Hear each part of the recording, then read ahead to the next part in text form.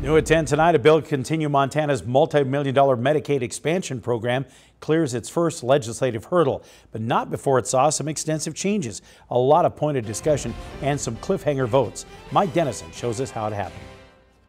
After more than an hour of debate and multiple votes, the House Human Services Committee voted 11-8 to approve House Bill 658, which continues the program that currently provides health coverage to 96,000 low-income adults in Montana.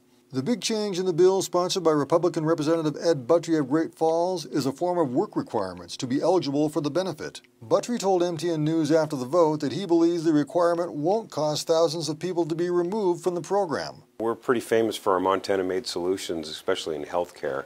And I think we're going to do it in a way that is going to make sure that we know a large percentage of these folks are working and likely meet the community engagement requirements already. But the panel took a circuitous route to approve the bill and send it to the House floor. Republicans, who hold a majority on the panel, first amended work requirements into Democrat Mary Cafero's Medicaid bill.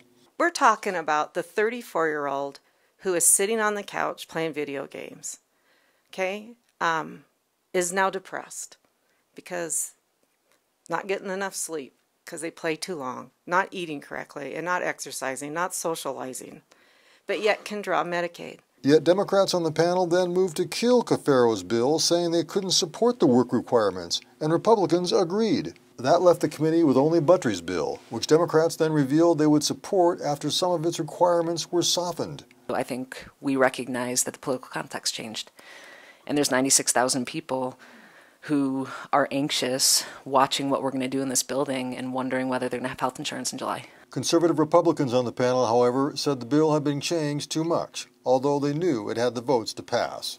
I can count to 10. I've been sitting here just like all of you, and I can see where this is going to go.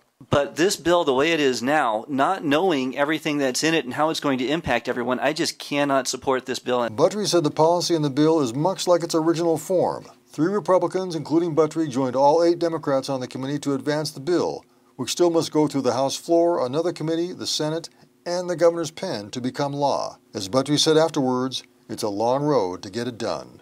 Reporting from Helena, Mike Dennison, MTN News. Medicaid expansion set to expire in Montana in June unless the legislature votes to extend it.